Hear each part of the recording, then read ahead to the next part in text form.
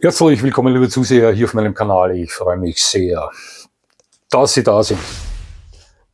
Dogmatismus. Angewandt in der Hundehaltung schränkt dieser Kreativität und Anpassungsfähigkeit häufig ein. Außerdem passen streng befolgte Dogmen ganz oft nicht zu Ihnen und Ihrem Hund.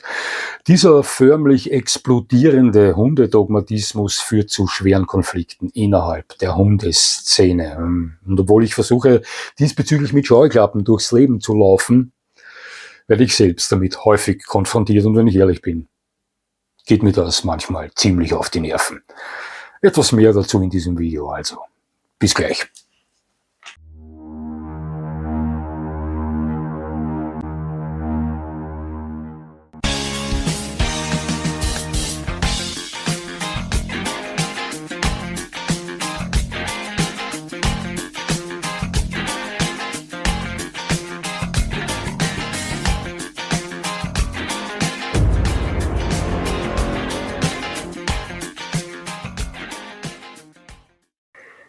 Nun, da sind wir.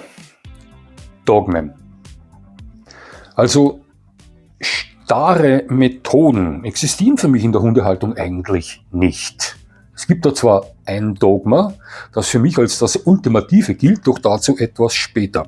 Nein, als Fundament der Hundehaltung gelten für mich eher 3 Grundprinzipien, wobei ich diese Grundprinzipien lieber als flexible Leitlinien darstellen möchte. Und diese 3 Prinzipien helfen mir dabei, eine sichere, glückliche und gesunde Umgebung für meinen Hund zu schaffen. Die erste dieser Prinzipien ist das Schaffen einer klaren Rangordnung. Das ist mir sehr wichtig, denn auch wenn ich meine Hunde mit Liebe überschütte, und jeder, der mich persönlich kennt, weiß, dass ich das schon immer getan habe, wissen Sie immer, meine Frau und ich haben das letzte Wort. Schauen Sie, ein mit klaren Strukturen durchs Leben geführter Hund ist ein Hund, der sich sicher fühlt. Davon bin ich überzeugt. Die zweite Prinzip ist die Lebensqualität für meinen Hund. Völlig egal, welches Wetter vorherrscht und wie es um meine zeitlichen Möglichkeiten oder meiner Gesundheit steht. Ich versuche immer meinem Hund, natürlich angepasst auf sein Individuum, das zu geben, was er braucht, um es die wenigen Jahre, die er mit mir zusammenlebt, schön zu haben, sei es körperlich oder geistig. Das macht nicht nur ihn glücklich, sondern genauso mich. Zweite Prinzip. Und die dritte ist die Pflege. Eine ganz wichtige Sache für mich, egal ob Ohren, Krallen, Zähne oder Fell. Ich pflege meinen Hund regelmäßig und ohne Ausnahme. Schauen Sie, Wildtier war gestern. Heute sind Hunde Ohren und Fell Schadstoffen von Industrie und Verkehr ausgesetzt. Das Hundegebiss kommt mit Substanzen in Kontakt, welche das Wolfsgebiss nicht kennt, und auch die Krallen dürfen nicht so lange werden. Schließlich laufen wir Menschen auch nicht mit drückendem Schuhwerk herum, oder? Das war's. Diese 3 Prinzipien sind das Fundament, auf welchem meine persönliche Hundehaltung aufgebaut wird. Schauen Sie, wenn Sie sich heutzutage als Neuling mit der Hundehaltung vertraut machen und im Internet auf diversen Seiten mit kynologischem Hintergrund damit beginnen zu recherchieren, dann sind Sie arm dran. Sie tun mir leid, und ich beneide Sie nicht im geringsten dafür. Die Regeln und Methoden der richtigen Hundehaltung und Erziehung, die Sie da zu lesen oder zu hören bekommen, die würden niedergeschrieben ein Manuskript in der Dicke eines Telefonbuchs darstellen. Ist so, ja. Und außerdem würden Sie sehr schnell erkennen, dass in der Szene der Hundefreunde heutzutage auf Teufel komm raus gefetzt wird. Ja, oh ja, die Hundeszene ist ziemlich toxisch aktuell. Ich sage Ihnen was. Je erfahrener der Hundehalter, desto weiter entfernt er sich von diesen Dogmen. Ist das immer so? Wahrscheinlich nicht, aber die meisten Menschen, die ich kenne, welche schon ihren 3. oder 4. Hund haben, halten und erziehen diese auf eine Art und Weise, welche Schnappatmung in diversen Foren hervorrufen würde. Und trotzdem führen sie mit ihren Hunden die tollsten Leben. Wieso ist das so? Nun, ich denke, weil die alle erkannt haben, dass sowohl Haltung und Erziehung des Hundes immer und ausnahmslos individuell zu gestalten ist. Das sture Befolgen von Regeln zu gewissen Themen der Kynologie endet bei vielen Neo-Hundebesitzern im Chaos pur. Ja, und zu manchen Themen werden Neulinge heutzutage auch regelrecht hirngewaschen. Nehmen wir als Beispiel den Abrichtesport her. AW. Ja. Am Platz herrscht manchmal ein gewisser militärischer Ton vor. Sie haben recht, stimmt. Kommandos werden in verschiedener Lautstärke und Tonlage von sich gegeben und sind zumeist begleitet von diversen Körpersprachen. Das ist nun mal der Weg des Abrichtesports. Ein gutes Mensch-Hund-Team erfährt dabei riesigen Spaß. Viele von Ihnen wissen das. Genauso gibt es aber Mensch-Hunde-Teams, für welche der Abrichtesport mehr Kampf und Krampf als Spaß darstellt. Sie als Mensch sehen das Ganze mehr als Pflicht, als Spaß an, verkrampfen sich, bringen die falsche Energie mit oder erkennen irgendwann, dass ihnen der Abrichtesport und alles, was damit zu tun hat, nicht in ihr Weltbild passt. Kann alles sein.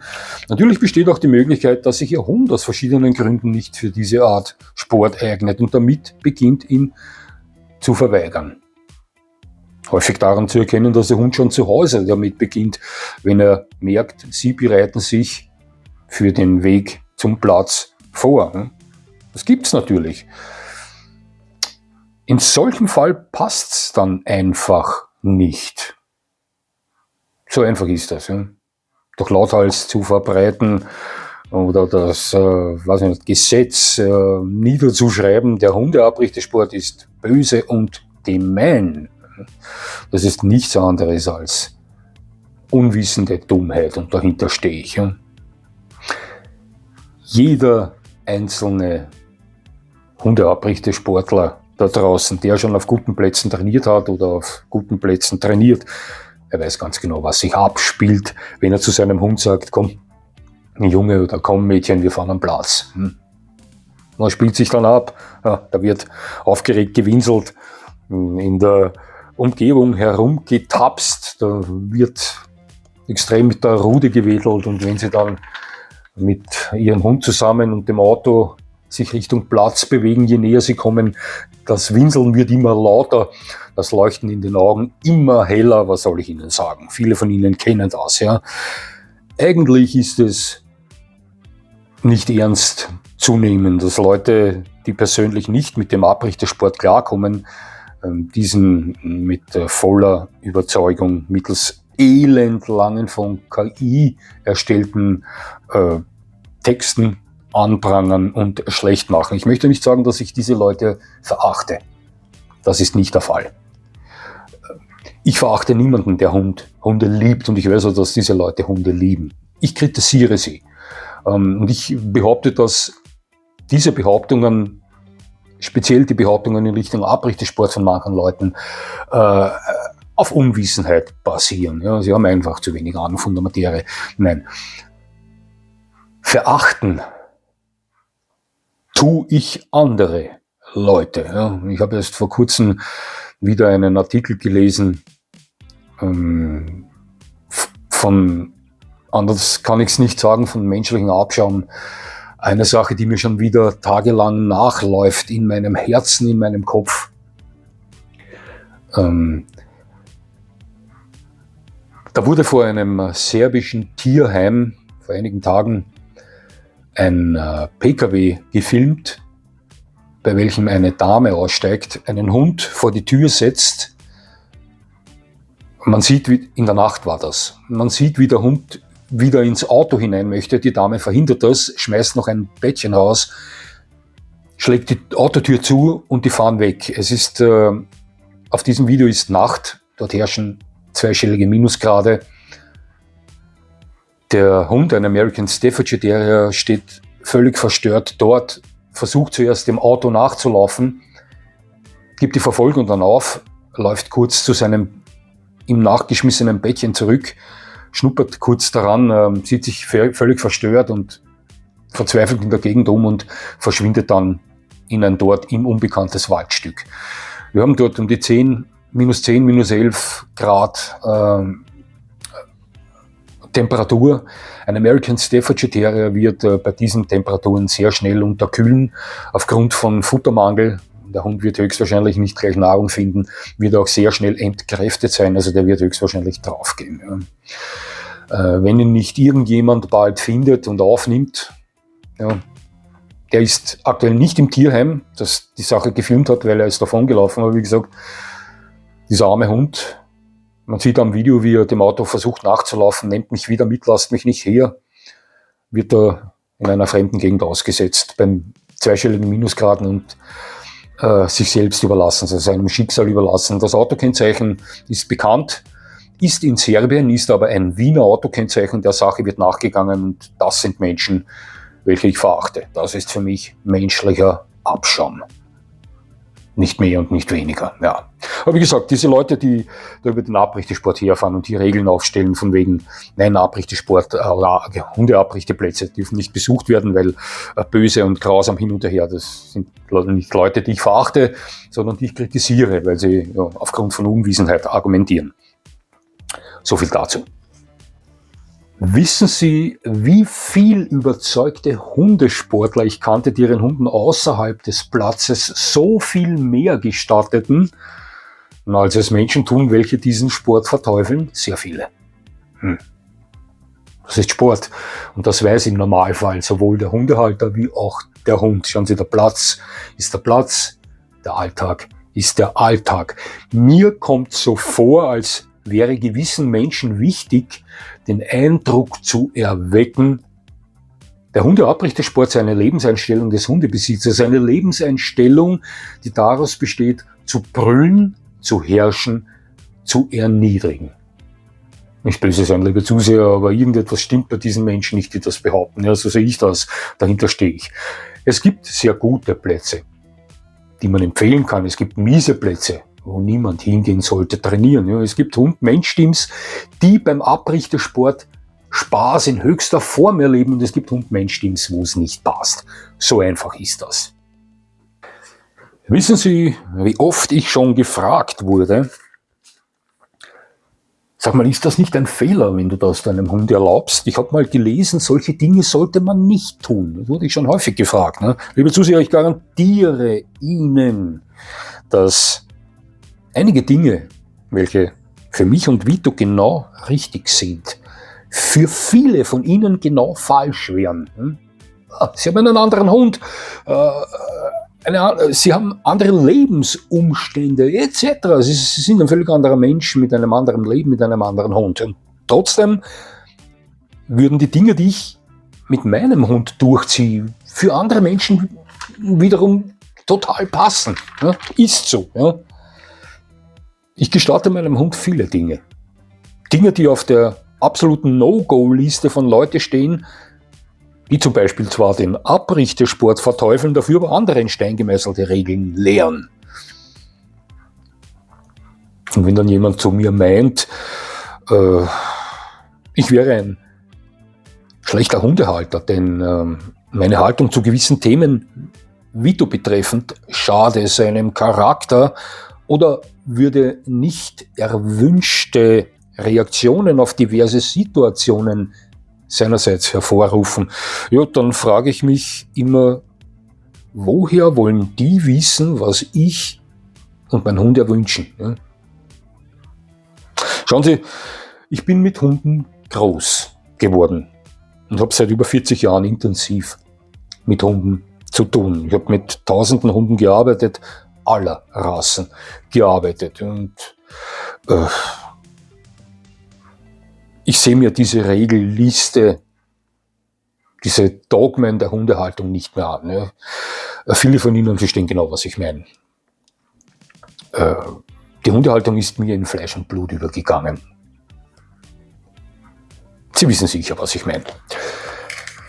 Ich frage Sie was.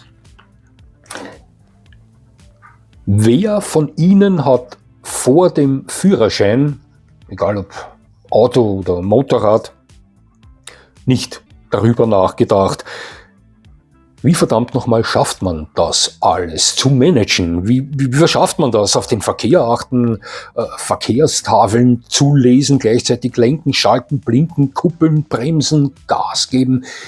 Wie zum Teufel nochmal kann man das managen? Mir ist es so gegangen und ich kenne viele Menschen, denen es ebenso gegangen ist. Ja. Und was ist heute? Das ist alles vollautomatisch. Sie steigen in das Auto ein, starten den Motor und alles ist vollautomatisch. Ich kann mir gut vorstellen, dass es so auch Menschen geht, die damit beginnen, sich in die Thematik der Kynologie hinein zu recherchieren. Ne? Haltung und Erziehung, tausende Regeln, die zu beachten sind. Ja? Wie soll man das alles managen? Schauen Sie, ich sage Ihnen was. Beginnen Sie damit zu verstehen, wie das Hundegehirn vom Menschen lernt und Sie haben die halbe Miete bezahlt. Ja? Wie lernt das Hundegehirn? Das können Sie überall nachlesen und häufig wird das sehr gut erklärt. Und dann schalten Sie Ihren gesunden Hausverstand ein und gehen die ganze Sache an. Ja, wenn Sie wirklich interessiert daran sind, werden Sie schnell erkennen, auf welche Art und Weise der Hund denkt und lernt.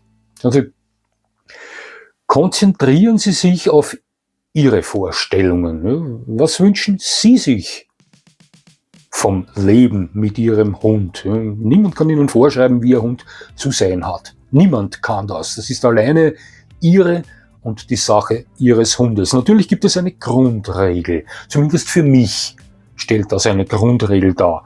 Das ist für mich das ultimative Dogma in der Hundehaltung. Mein Hund darf zu keiner Zeit eine Gefahr für andere darstellen und dafür habe ich zu sorgen. Das beinhaltet die Kontrolle meines Hundes, sowohl geistig als auch körperlich. Das heißt, ich sollte meinem Hund jederzeit geistig und körperlich Herr werden können. Das ist für mich das ultimative Dogma. Wenn Sie damit kein Problem haben, dass Ihr Hund anderen Hunden gegenüber abneigend reagiert, dann ist das so. Ich gehe davon aus, Sie haben Ihren Hund dann auch dementsprechend gesichert und alles ist gut. Und auch andere Hundebesitzer sollten sich benehmen können und dafür sorgen, dass ihre Hunde nicht ungefragt in fremde Hunde hineinlaufen. Ja, ist so. Wenn Sie am Feld unterwegs sind, aber nichts gegen den stark ausgeprägten Jagdtrieb Ihres Hundes unternehmen, dann werden Sie Ihren Grund haben, denke ich mal. Ja. Ich gehe aber auch davon aus, dass Sie in diesem Fall Ihren Hund gesichert haben. Ja. Vielleicht wollen Sie ihm den Jagdtrieb gestatten, weil er typisch für seine Rasse ist. Weil Sie ihm das aufregende Abenteuer einer aufgenommenen Spur oder die Leidenschaft beim Erblicken eines flüchtenden Hasen nicht vermiesen wollen. Vielleicht ist das so. Ja? Vielleicht werden Sie kritisiert, weil Sie Ihren Hund positive Rückmeldung geben, wenn er den Briefträger fressen will. Wem geht das verdammt nochmal was an, außer dem Briefträger, frage ich Sie. Ja? Wenn Sie mit der Erfahrung, die der Hund daraus schließt, in allen Situationen dann auch umgehen können, dann ist das so. Das ist Ihre Sache und nicht die Sache der Kynologie-Diktatoren. So sehe ich das. Ja? Vergessen Sie Dogmen. Ich gebe Ihnen nur den Tipp. Ja? Setzen Sie sich Ziele, die Sie erreichen wollen. Und nicht die anderen Ihnen als Gesetze erklären. Gesetze der Hundehaltung erklären. Ja? Und ziehen Sie mit Ihrem Hund das Leben durch, das für Sie und Ihren Hund das Tollste ist. Zugeschnitten auf Ihre Situation, auf Ihren Hund, auf Ihre Fitness, auf alles, ja, was für Sie und Ihren Hund am besten ist. Nicht, was die Dogmen gewisser Foren sagen. Ja. Schauen Sie, ich komme vom Hundesport, vom intensiven Hundesport. Ich war Trainer und Figurant. Ich habe an sehr vielen Turnieren teilgenommen und schon tausende Male Kommandos von mir gegeben, aber glauben Sie mir, wenn ich Ihnen sage, dass ich höchstwahrscheinlich mit zu den lockersten Hundebesitzern da draußen zähle. Mein Hund und ich sind wie Kumpels, die permanent zum Blödeln aufgelegt sind. Wir schmusen herum, wir necken uns gegenseitig, schlafen manchmal für eine Stunde nebeneinander am Boden. Wenn wer Fremder das Stiegenhaus hinaufgeht, dann pushen wir uns gegenseitig und geben uns zu verstehen, wir beide halten die Linie gemeinsam. Ja, das gefällt nicht jedem, das weiß ich. Uns gefällt's. Ja. Wenn wir gemeinsam durch die Wälder fetzen, weiß er ganz genau, dass ich ihm nicht negativ komme, wenn er an der Leine einer frischen Wildspur nachgehen möchte. Im Gegenteil, ich push ihn dann mit Such, mein Bur. Ja. Schenke ihm etwas Abenteuer und Spaß. Böbelt ihm ein anderer Hund an, dann darf er dementsprechend antworten. Ja, schauen Sie, wenn mich jemand schimpft, dann gibt es auch eine Reaktion. Es gibt viele Dinge zwischen uns, die in Hundeforen für stressbedingten Haarausfall sorgen würden. Ich möchte meinen, das wäre nur fair, denn schauen Sie mal, was die in den letzten 3 Jahren, die mein Kanal existiert, mit mir gemacht haben. Auch mir sind die Haare ausgefallen. Vor 3 Jahren hatte ich noch eine Haarpracht wie Jimi Hendrix. Ja. Doch ich sage Ihnen was. Obwohl mein Hund ein Banditenleben führt, ja, weiß er ganz genau, was er darf und was er nicht darf. Mein Hund hat ein sehr gutes Benehmen und ich bin davon überzeugt, dass er ein sehr glückliches Leben führt. Ja.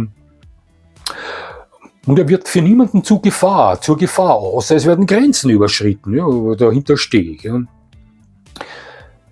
Das Ganze alles ohne diverse Dogmen, die Sie so oft zu lesen bekommen. Ja, hätte man nicht erwartet von einem Mann, der aus dem intensiven Hundeabrichtesport kommt, oder? Ist aber so. Nun, das eine schließt das andere nicht aus.